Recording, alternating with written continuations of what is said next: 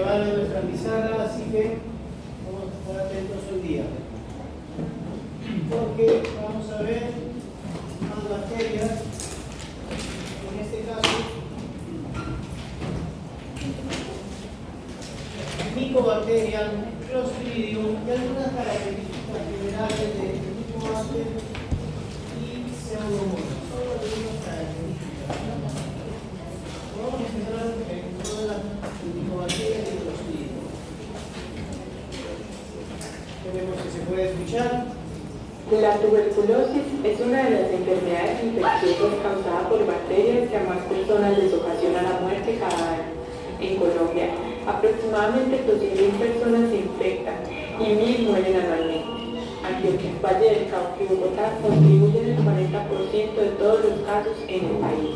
Medellín es considerada una ciudad de alto riesgo de infección. Alrededor de 1.600 casos se presentan por año y la incidencia de la enfermedad es mayor a los 50 casos por cada 100.000 habitantes. Mycobacterium tuberculosis es inhalada y transportada en el tejido pulmonar a través del epitelio alveolar, en donde se inicia la formación del granuloma, el cual es un agregado organizado de células inmunes como los macrófagos que surgen en respuesta a un estímulo persistente.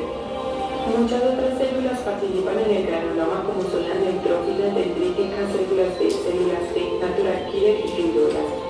También pueden fusionarse para formar células gigantes multinucleares o células escamosas que se caracterizan por su gran contenido lipídico. Los macrófagos epitelioides tienen su membrana celular integrada firmemente en forma de cremallera que les permite ajustarse a las células adyacentes. Las bacterias están presentes principalmente en el centro del granuloma y preferiblemente donde haya necrosis de macrófagos. La necrosis y apoptosis de las células son muertes inducidas por la Mycobacteria, en donde la apoptosis conlleva un colapso nuclear y organela dando como resultado la fragmentación celular, pero dejando intactas las membranas y por ende reteniendo las bacterias. En contraste, la necrosis da como resultado la fragmentación total de la célula, incluyendo membranas y adicionalmente favorece el crecimiento y proliferación de la bacteria. Las células espumosas se encuentran con mayor frecuencia en la orilla del centro necrótico. Se cree que al contener gran cantidad de lípidos, así pueden proliferar las bacterias. El granuloma puede romperse debido a la proliferación y diseminación de la Mycobacteria, potencializando así la infección en el tejido.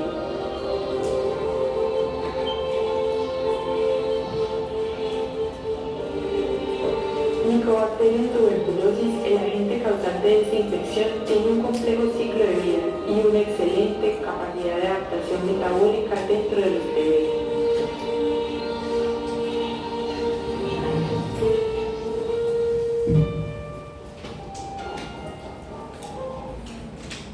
Vamos a hablar de dos tipos de bacterias, aquellas que tengan esporas y aquellas que causan el TBC. ¿Recuerdan cuáles son las bacterias que forman esporas?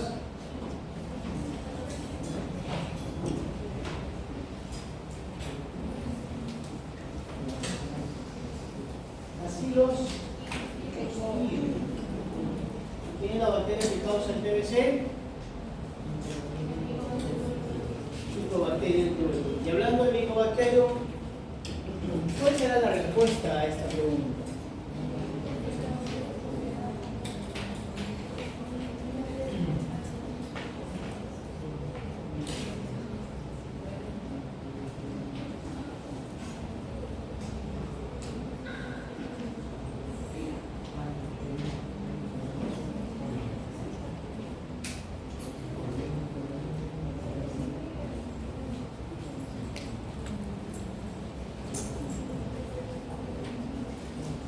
Bueno, la respuesta la vamos a ver en el desarrollo de la clase.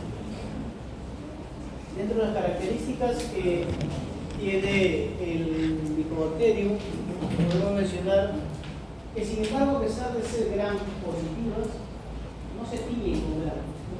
Necesitan una división especial llamada Ziel-Nielsen, para lo cual recibe el nombre de bacilos alcohol ácido resistente. O sea, el término bar viene de la admisión, bacilos alcohol ácido resistente. ¿Correcto?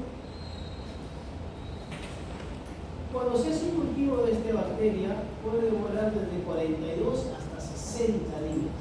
De 42 hasta 60 días, o sea, el crecimiento es muy lento.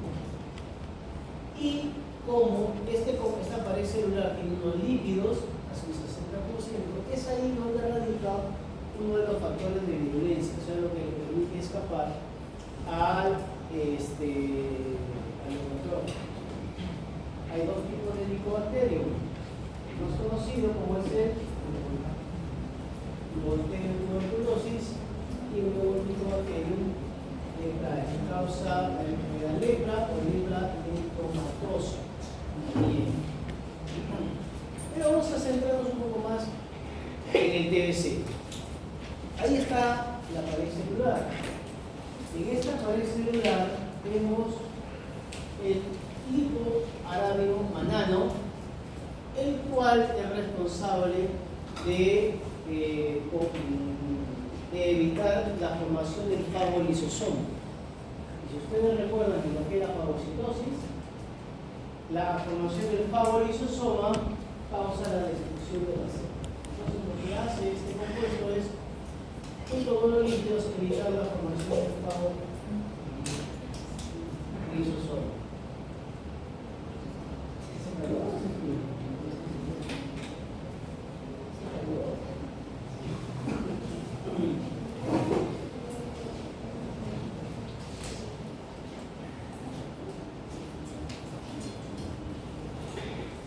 Bueno, nos quitaron la... A ver, miren, ¿cómo es que se produce la infección por el bacilo de Koch?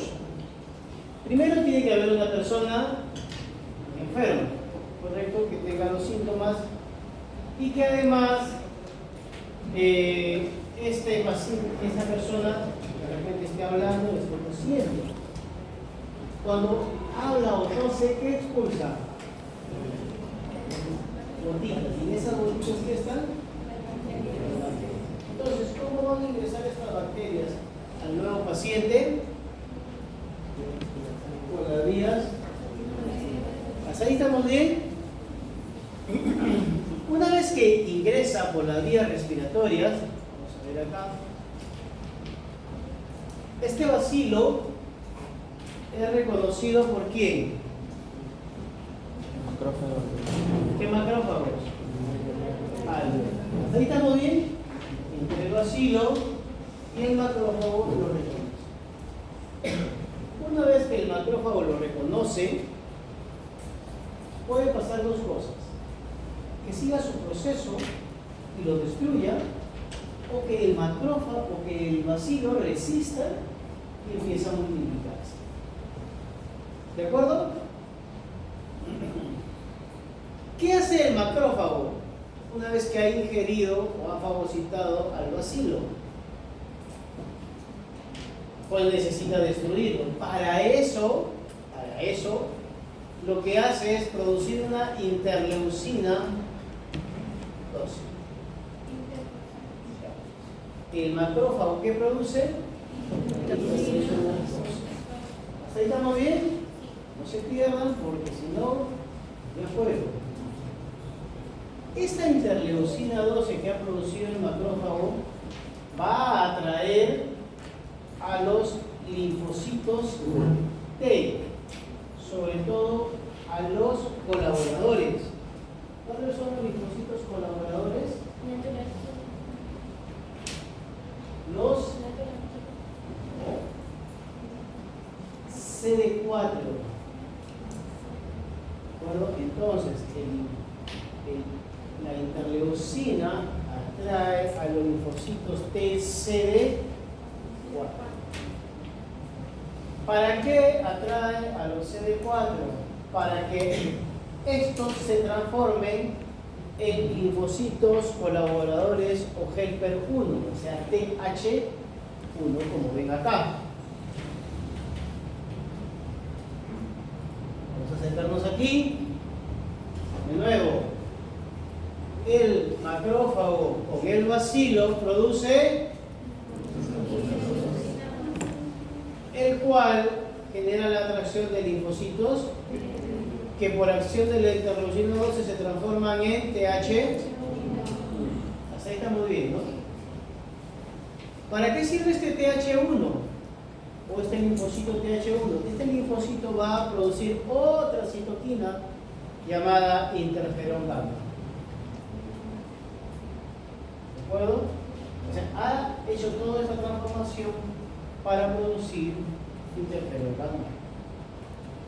¿Y qué hace este interferón gamma?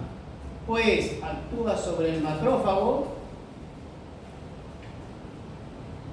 formando el fago lisosoma.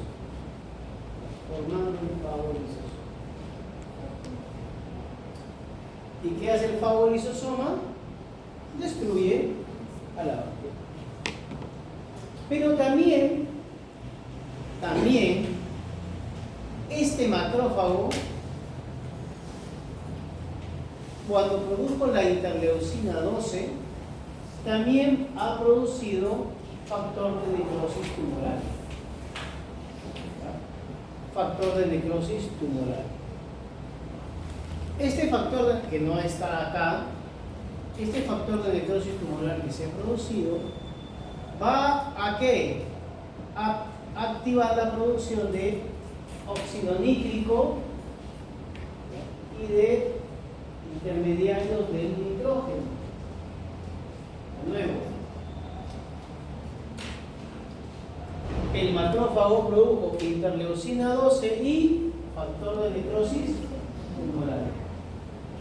La interleucina 12 atrajo linfocitos T que se transformaron en helper 1, los cuales produjeron interferón gamma que activó al macrófago produciendo fago lisosoma.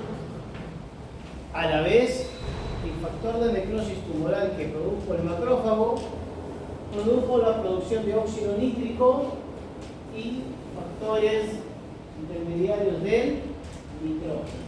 Estos dos van a destruir a la bacteria. ¿De acuerdo? Ese es el proceso normal. Sin embargo, puede haber personas que no produzcan o hay una baja en la producción de interferón gamma o factor de necrosis tumoral. ¿Qué puede ocurrir ahí? Que esa persona puede desarrollar casos graves de TBC. ¿Y por qué deja de producir, profesor, estas citoquinas? Por una incorrecta alimentación. No es que no coma, en realidad no comen, sino que también no comen adecuadamente. ¿De acuerdo? Muy bien. Hasta ahí es la parte normal, que es lo que hemos descrito acá. Todo lo que acabo de ver está acá. Interleucina y factor de necrosis. La interleucina llama al linfocito T que se transforma en helper 1, produce interferón, activa el nitrófago produciendo fago lisosoma. Y el factor de necrosis tumoral estimula óxido nítrico intermediario del nitrógeno que potencia la lesión. Con eso el bacilo es destruido. ¿Correcto? Sin embargo, hay bacilos que por su composición, como el lipoarábido manano, bloquean la formación del fago lisosoma y evade la respuesta. O sea, ya aquí el bacilo no va a ser destruido. Y como no va a ser destruido, llegan otros macrófagos, porque en el interior de este, que no puede destruirlo, se empiezan a multiplicar. Como el macrófago ya no puede destruirlo, en el interior se empiezan a multiplicar. ¿Qué sucede ahí? Pues bueno, llegan células epiteliales, se forman células gigantes de Langerhans, llegan macrófagos, células dendríticas, ¿y qué van a hacer?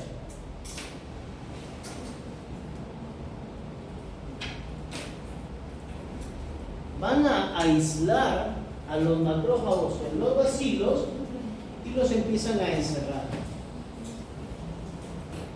Los empiezan a encerrar. ¿De acuerdo? Pueden ser llevados a los ganglios,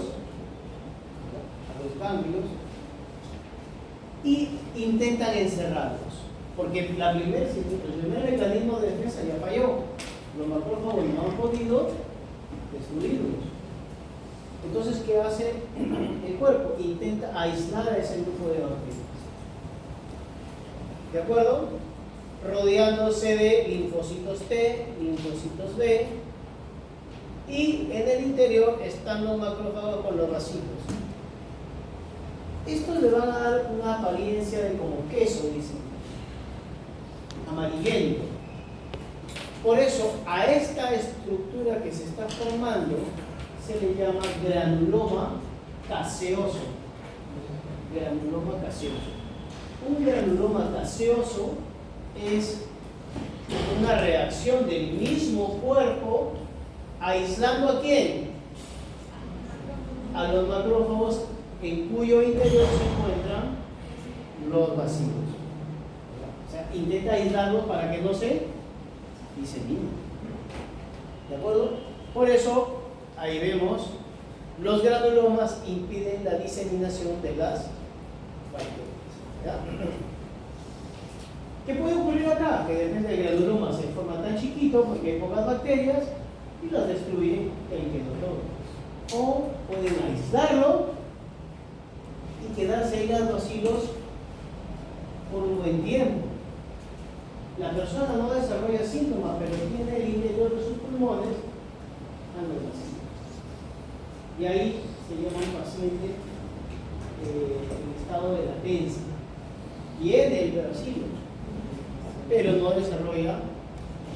Entonces, el granuloma que se ha formado es un mecanismo de defensa del cuerpo que está buscando aislar a los macrófagos que no han podido destruir a las bacterias. ¿De acuerdo? Pero ¿qué puede suceder aquí? Como vieron en el video, si ustedes estuvieron atentos al video,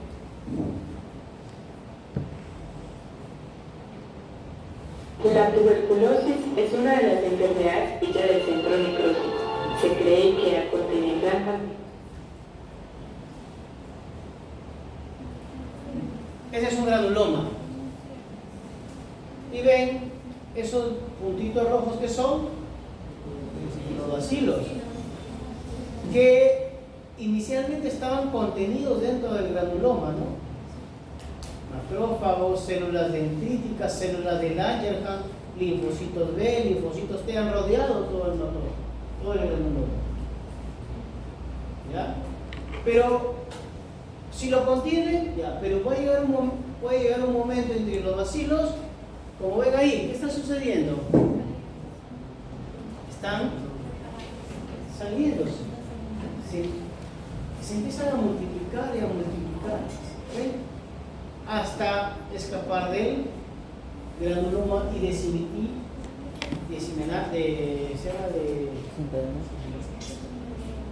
esparcirse o diseminarse por los demás órganos. Y ahí es cuando ya el paciente empieza a tener ¿qué? Los síntomas. Ya los síntomas. Empieza a tener los síntomas. Y a producir un daño en el tejido. A veces estos granulomas también evitan la llegada de otros macrófagos para destruirlo. ¿Por qué? Porque en el interior también se han formado unas células fibroblásticas acá, que lo rodean, formando unos fibromas. ¿Ya? Estos pueden ser llevados en una infección primaria dentro de las 3 primeras semanas. Pueden ir hacia dónde? Hacia los...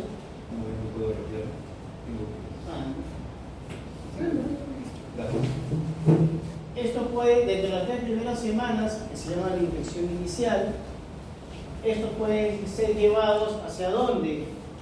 Hacia los nódulos, para evitar la diseminación. ¿De acuerdo? Esto es lo mismo que todo esto lo que está acá es lo que yo acabo de explicar. ¿No? Cuando falla se forman los granulomas. ¿De acuerdo? Pudiéndose ocasionar en un 80% TB pulmonar y un 85% TB pulmonar y un 15% TB extrapulmonar. ¿Qué significa extrapulmonar? Está fuera de los pulmones. ¿Puede atacar a quién? Al sistema digestivo, a qué demás, los riñones, el hígado, el cerebro. Puede invadir otras zonas. El TB extrapulmonar es un poco más frecuente en niños. Por eso siempre a los niños hay que tener especial cuidado. ¿Cómo se realiza el diagnóstico? Bueno, primero la parte clínica empieza con los síntomas. ¿Cuáles son los síntomas? Ahí está. Tos por más de 15 días, cansancio, debilidad, pérdida de apetito, por lo tanto, pérdida de peso, fiebres, sudoraciones nocturnas y algo también característico, tos noctoica. ¿Qué es esto, una tos noctoica? Tos con sangre. Entonces, con esos síntomas, el médico puede ordenar los análisis respectivos. ¿Cuál será el primer análisis? PK o vaciloscopia. PK o vaciloscopia. Eso se lo van a explicar. ¿Tendría conmigo? Sí. Algunos, ¿no? Se nos va a explicar en la parte práctica cómo es que se lleva a cabo el BK. Este BK son con resultados de cruces. ¿Ya? Una cruz, dos cruces y tres cruces.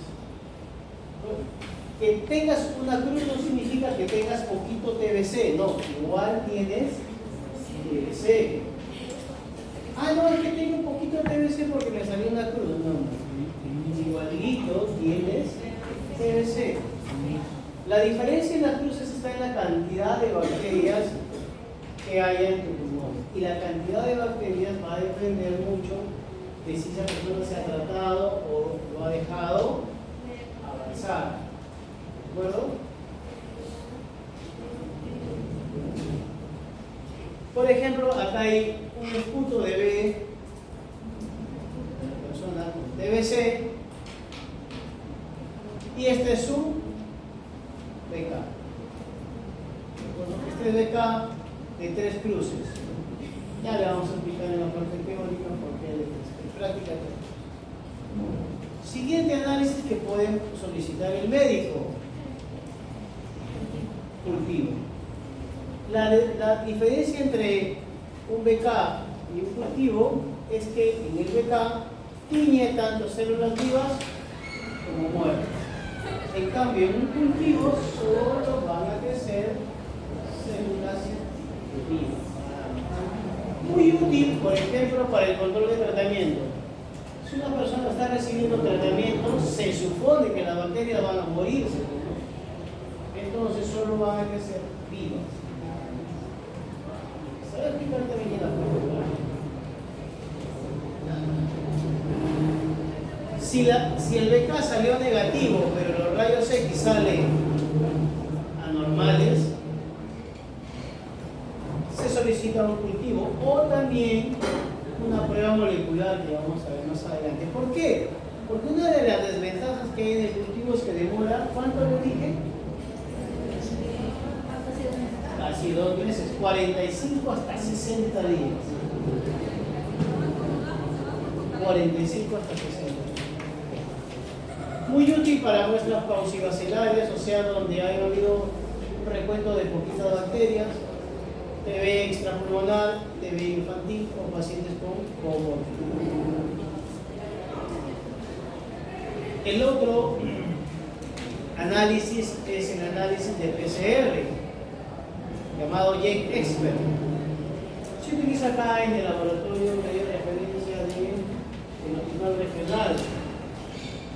¿Cuál es la ventaja? Que este se realiza en un día nomás.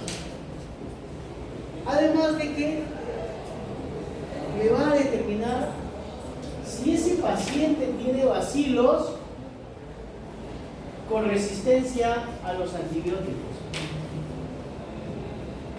Si este bacilo tiene resistencia a los antibióticos. ¿Cuál es el principal antibiótico que se utiliza para el tratamiento de TB? Muy bien, ese. Rifampicina. Rifampicina. ¿Qué sucede aquí? Miren, ahí me va. Si es resistente a rifampicina, también será resistente a isoniazida. ¿De acuerdo?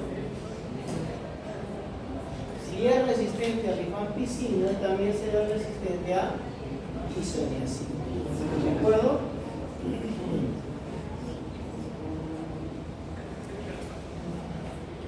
Y otro análisis que mandan a hacer los médicos, y este todavía no es parte de microbiología, pero deberían hacerlo, ¿cuál es? Placas de rayos X, o también, si tienes plata, una tomografía. ¿Qué desea observar acá? Puede llegar a observar el foco de Gauss, que es una lesión inflamatoria en el parénquimo durante la tuberculosis himalaya. Es el primer granuloma, es un granuloma que se observa. Es el primer granuloma que se observa. ¿De acuerdo?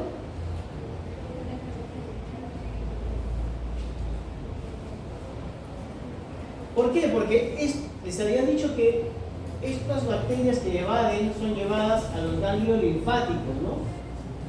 Y en los ganglios linfáticos tienden a formarse estos focos de Gauss. Luego hay complejo de Gauss, que ya se lo voy a explicar luego, solo para aquí, los complejos de Rey, ahí está. Simplemente lo que yo les decía.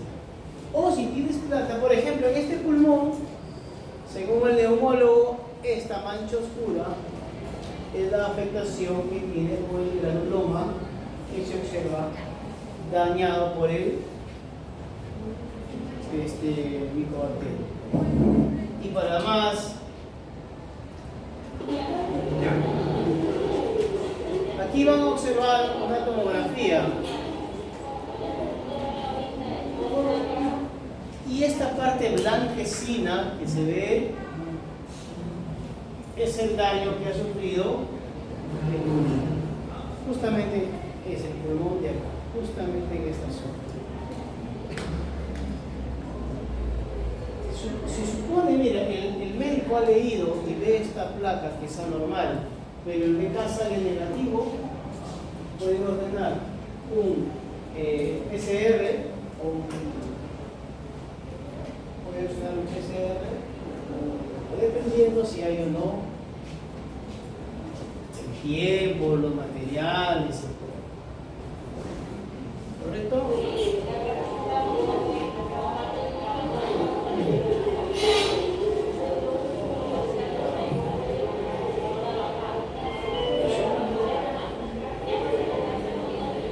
Muy bien. Siguiente prueba que se puede realizar, la prueba de tuberculina, PPD o prueba de Montox. ¿En qué consiste esta prueba? Esta prueba se sugiere a personas que estén o hayan tenido contacto con un paciente o que estén en contacto con pacientes con TBC positivo, o sea, ya diagnosticado. Todas las personas que vivan con esta persona se les sugiere esta prueba de PPD. ¿Qué consiste? Inyectar un cultivo de bacterias muertas y al cabo de 24 hasta 72 horas se va a formar como una pápula. Y esta pápula la van a medir. ¿Qué dice la norma técnica sobre eso? La norma técnica dice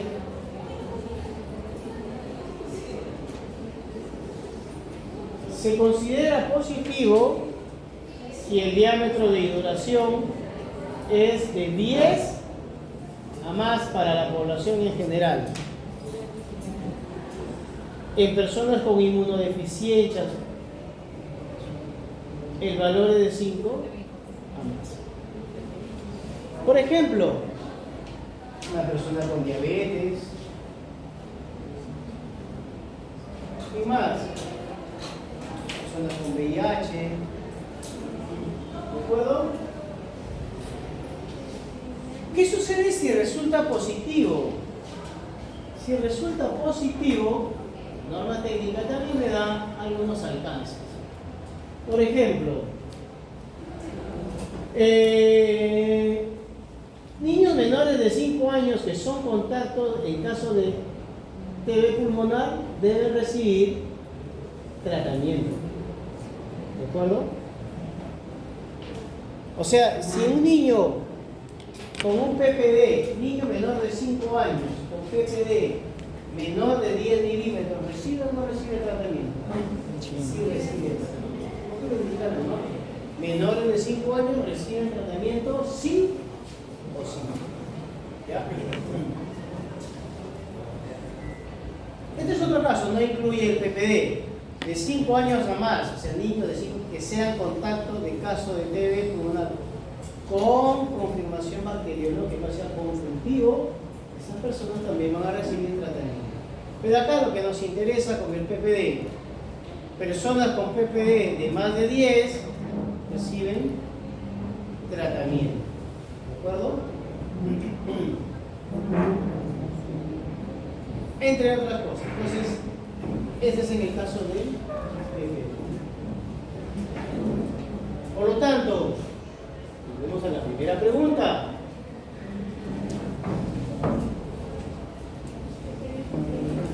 Respuesta. La D.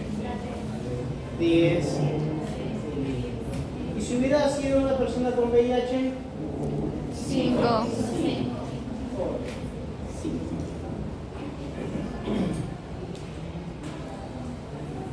Para el tratamiento, aquí están los medicamentos.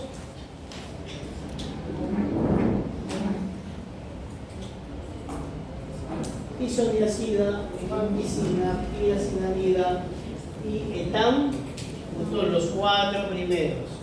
Ya los otros, ya lo decide el médico, aquí son los que dicen. En los 2 primeros meses, los 4 primeros, y 4 meses de tratamiento solo de 2 fármacos, rifampicina e isoniazida. 2 meses de rifampicina, isoniazida, niacinamida y etamidol. Y luego 4 meses de rifampicina e isoniazida en frecuencias de A2. Cada dos. Eso es lo que dice la norma técnica. ¿De acuerdo? Muy bien.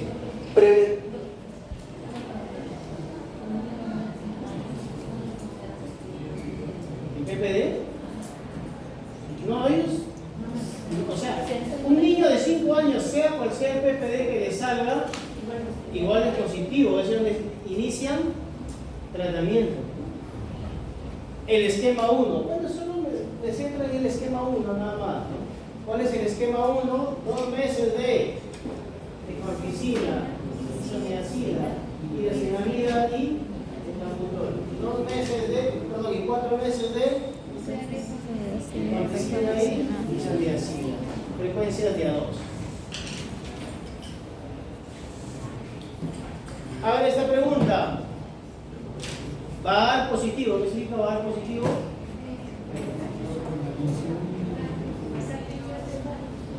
Bacilos alcohol ácido resistentes. Y test de Mixudo. ¿El test de Mixudo para qué sirve? Ustedes leen, el test de Mixudo es para ver la sensibilidad o resistencia a Mycobacterium leprae. Como no tiene resistencia, ¿cuál es el diagnóstico? Lepra de cromatosis. Lepra de cromatosis.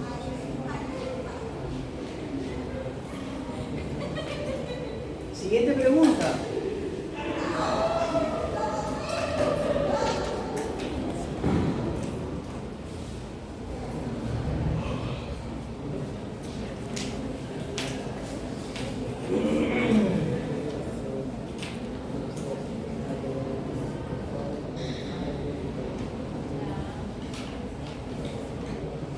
¿Cuál es la acción para prevención?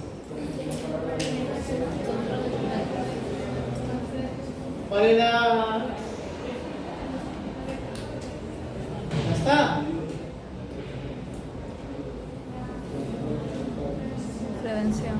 Prevención. ¿Cuál sería la respuesta entonces? Control de contactos. Control de contactos es la mejor prevención acá. Aquí lo dice, ve.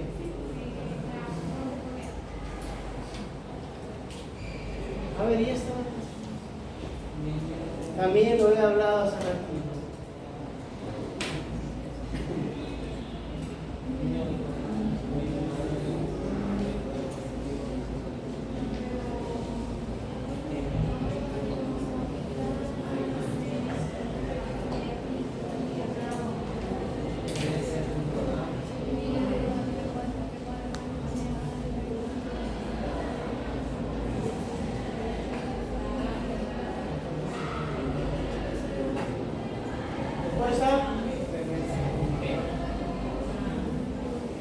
Diagnóstico. ¿Cuál es el diagnóstico?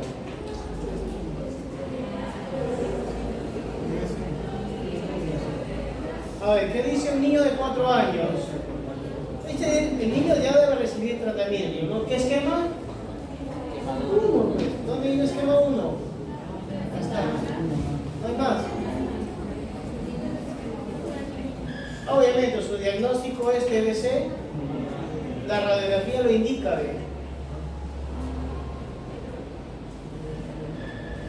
Y es más, ni siquiera había que leer esto de acá, ¿no? Tiene PPD 12, peor todavía, con más de 12 todavía.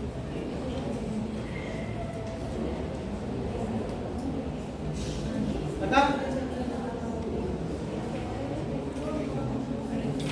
Respuesta. A ver, ¿qué anotaron?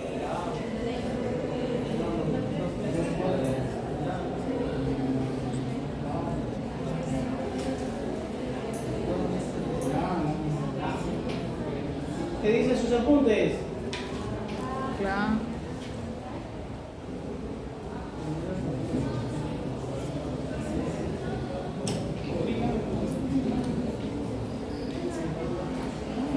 Claro, ¿no? 2 meses de tratamiento, rifampicina, isoniazida, piracinamida, etamiprol y luego 4 meses de rifampicina, isoniazida. A veces sucede que le ponen acá 2, 2. Es la frecuencia también. Porque a veces le pueden poner 3, 3, 2. ¿De acuerdo? Puede ser ya no, esa de la vez pasada. Siguiente bacteria.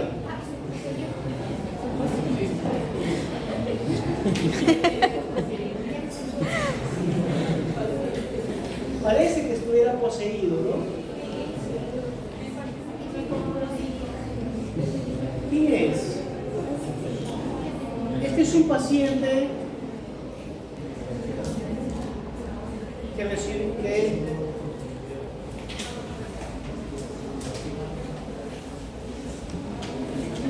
sufrió un corte con una madera.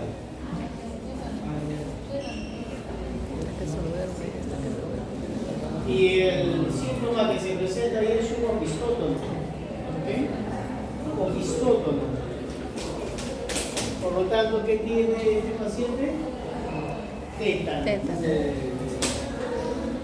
El tétano, dentro de los síntomas están las contracciones involuntarias que no cesan. En este caso es producido por un género Clostridium. Vamos a hablar de forma general. Bacilos grandes, anaeróbicos, muy importante, anaeróbicos, gram positivos, móviles y que forman esporas. Estos clostridios se caracterizan por producir toxinas. Dentro de estas destacan Dentro de los clostridios. 4: tetani, botulino, perfringens y difícil. En el caso de difícil, por ejemplo, está asociado a personas que toman medicamentos como antibióticos, y estos antibióticos pueden causar problemas diarreicos, y si esto continúa puede generar colitis entonces la colitis pseudomembranosa está asociada al consumo de antibióticos y puede ser producida por el clostridio difícil. En el caso de perfringens, por ejemplo, es la gangrena gaseosa, que es la destrucción del tejido, la necrosis del tejido, pero que se caracteriza porque forma como unas ampollas con gas. Le llaman unas ampollas crepitantes. Es una de las características del perfringens. Y por último también tenemos Clostridium botulinum. ¿Qué causa? Botulismo. Es una enfermedad producida por una toxina que produce flacidez de los músculos, pudiendo a veces no pudiendo respirar, no es que los músculos no responden. ¿Cómo pueden contraer el botulismo? Por ingesta de alimentos contaminados con esta toxina. Conservas, leches, carnes que han sido mal almacenadas o mal esterilizadas. Y por último vamos a ver al tetani, o ya toxina de la tetanoplasmitis que provoca el tétano. Se caracteriza porque tiene una espora que le da el aspecto de palillo de tambor, pero en nuestra clínica nunca se van a observar esporas, eso ya lo hemos dicho. ¿Cómo puede una persona contraer tétano? Con corte. Clavo, hierro, madera, un vidrio, una espina, una riñón de un perro, una mordedura de un perro. También. Todos esos pueden permitir el ingreso de la bacteria.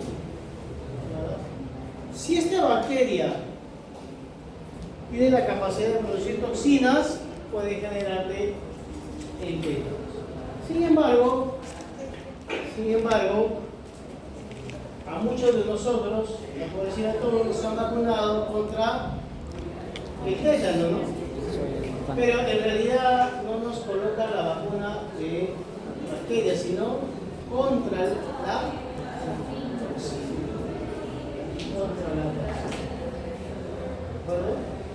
Y hay que en niños, por ejemplo, como se han vacunado a todos, es poco frecuente que te dé tétano, porque más o menos la vacuna protege 8 o 10 años en promedio. Y hay que, si ustedes de niños se han sacado la mugre y el médico no tenía, sí ya estaba vacunado, no había mucha importancia en eso, ¿no? Incluso si el médico dirá, ponle otra vez otra vacuna. ¿Nunca se han cortado ustedes? Claro, ¿no? Yo, por ejemplo, me corté acá con una espina de lado a lado. Luego me caí, me abrí la nariz, me raspé el brazo, hasta acá, me raspé la pierna de aquí hasta acá, se me hincó un clavo, se me metió una espina, un fierro, me corté con un vidrio, lo usual de un niño, ¿no? Pero eso es lo usual, ¿no? Por ejemplo, mi hijo se sacó la uña, mi hija se rompió el brazo.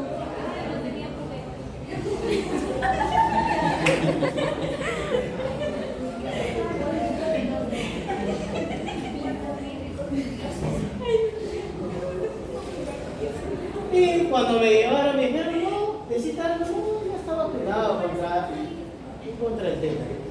Pero eso va a perder su efectividad, de ahí que ahora en el sector salud a cada rato nos vacunan contra el tema. A cada rato.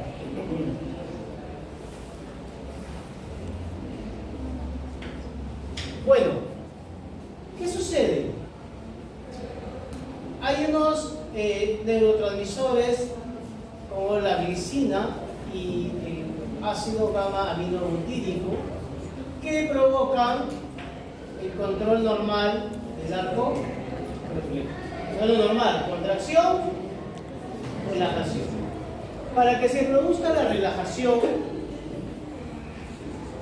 las terminaciones nerviosas llevan las vesículas en cuyo interior se encuentran los neurotransmisores. ¿De acuerdo? Estos neurotransmisores se unen con los receptores, ya sea del músculo, y generan la liberación de los neurotransmisores y por lo tanto se produce la relajación muscular. O sea, ese es por fisiología de la contracción muscular es lo que normalmente pasa. ¿Qué hace la toxina llamada tecanoplasmina? Bloquea, se une o destruye los receptores de las vesículas. Por lo tanto, ya no hay la liberación de los neurotransmisores. Al no haber liberación de neurotransmisores, no hay relajación. Se está haciendo una contracción constante. ¿Dónde afecta? Afecta a los músculos del macetero, los músculos del cuello, los músculos de la espalda, por lo que provoca esa rigidez y esas contracciones. Ahora, esta unión que se produce es como el matrimonio, hasta que la muerte los separe. O sea, es irreversible. Es irreversible. Un paciente que ha tenido o que tiene los síntomas, porque por ejemplo, a este paciente que le vas a preguntar, disculpe, ¿qué síntomas tiene? Ya lo están viendo, ¿no? Entonces, el tratamiento, el diagnóstico es clínico. El diagnóstico es clínico. El tratamiento es, primero, eliminar a la bacteria, antibióticos. Pero la bacteria no es quien produce este estado. ¿Quién es el que produce este estado? La toxina. Hay que neutralizar también a la toxina que todavía esté por ahí. Y le dan una vacuna. Eso va a neutralizar la toxina que haya quedado. Pero sin embargo, la que ya se unió, ya no hay nada que hacer.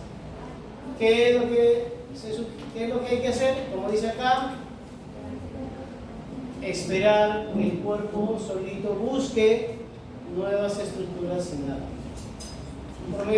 Si en este lapso de tiempo no te mueres, hay probabilidades de que puedas sobrevivir, obviamente con sus secuelas. ¿Cuáles son los síntomas? Risa sardónica, trismos,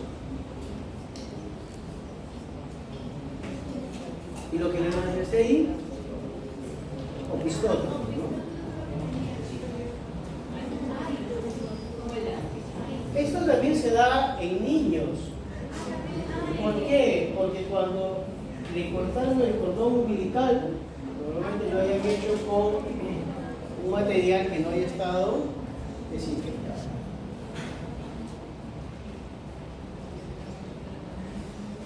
Diagnóstico en laboratorio, como dije, la mayor parte es clínica.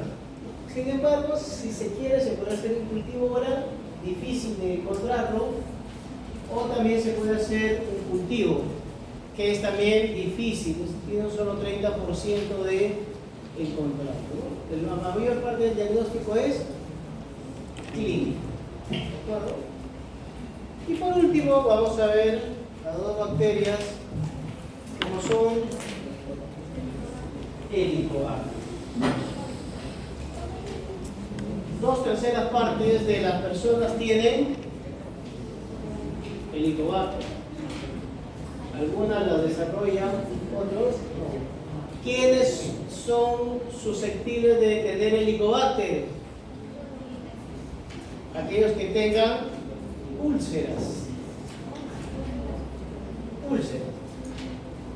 Profesor, o sea, si tengo úlceras, puedo tener siempre Helicobacter, hasta en un 70% sí, pero no siempre. Ahora, profesor, si tengo úlceras y tengo Helicobacter, ¿puede tener cáncer? Sí y no, porque no necesariamente vas a desarrollarlo, pero es un factor predisponente para tener cáncer gástrico, o sea, no es decisivo. ¿Qué es? Es un factor predisponente. Tiene dos factores de virulencia muy marcados. ¿Cuáles son?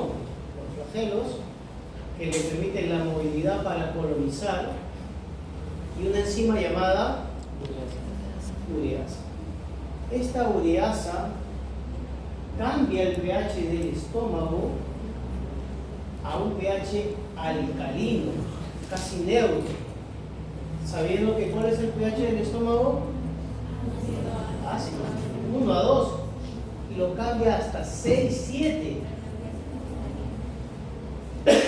Al cambiar el pH, esta de aquí facilita la formación de las úlceras. Por eso es peligroso esta bacteria. ¿Dónde se encuentra? En los alimentos. ¿Cómo lo contraes? Por vía oral. Se dice que es fecal oral, porque también en las heces se encuentra esta bacteria. Pero también se puede transmitir por también, no significa que siempre. Alimentos contaminados pueden adquirir esta daña, ¿no?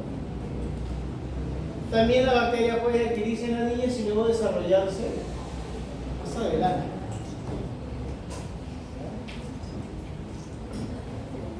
Como les decía, ¿no?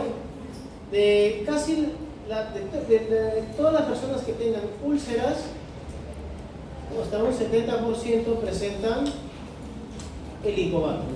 O sea, no todos, no siempre. No siempre. Al diagnóstico se pueden hacer biopsias, se pueden hacer cultivos, como vamos a ver más adelante.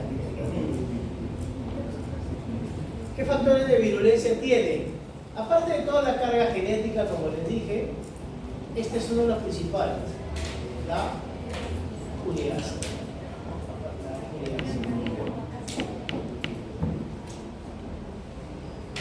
Como les dije, a veces tienden a desarrollar úlceras, pero no siempre. O sea, que tengas úlceras no significa que vas a desarrollar cáncer. ¿Cuántos de ustedes tienen úlceras? Gastritis. Por ahí se empieza. Que tengas gastritis no significa que tengas úlceras, pero por ahí se empieza. ¿Cuáles son las enfermedades? Gastritis crónica, lo cual puede generar úlceras, y si esto continúa, adenocarcinomas en la mucosa gástrica, cáncer gástrico. Este es el Helicobacter. A través de sus flagelos penetra la mucosa del estómago y se adhiere en el tejido gástrico. Aquí produce amoníaco a partir de la urea, lo que genera la neutralización de los ácidos, permitiendo la colonización y, por lo tanto, la alteración de todo el pH y la destrucción de la mucosa, formando las úlceras. Para el diagnóstico puede ser la prueba de ureasa, un corte histológico, una biopsia o un cultivo. Otra prueba, por ejemplo, la prueba de urea en el aliento. ¿En qué consiste? Te dan de tomar amoníaco y si tienes la bacteria, tienes ureasa. Nosotros no tenemos ureasa. Pero si te dan amoníaco y se transforma, significa que hay ureasa. Perdón, amonio. Si se transforma en amoníaco, significa que tienes la bacteria que está produciendo esa enzima y no está transformada. Esa es la primera que aparte ya de la sintomatología pues, que tienen las personas como reflujos, acidez, son de los principales síntomas que tienen. Y por último tenemos a las pseudomonas. Esta es una bacteria oportunista. ¿Qué significa oportunista? Que tiende a invadir sobre todo a personas inmunodeprimidas.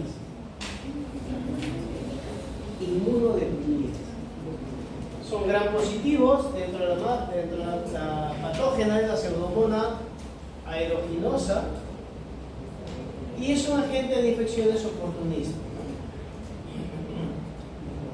En realidad es de baja virulencia, nuestro mecanismo se puede destruir fácilmente. Sin embargo, tiene una capacidad de adaptación muy rápido, como por ejemplo, miren, se han encontrado esta pseudomona en los desinfectantes que se suponía que deberían destruirlos. También se ha encontrado en jabones.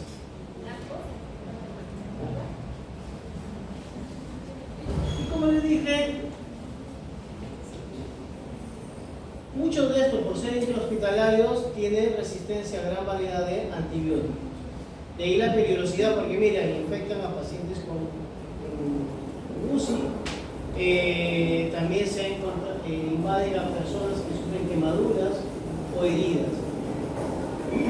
Sobre todo es intrahospitalaria. Producen tres pigmentos que son factores de virulencia: piocianina, pioverdina y piomelanina. En personas con quemaduras producen pus azul verdosas, producto de la piocianina y pioverdina que producen estos microorganismos. ¿De acuerdo?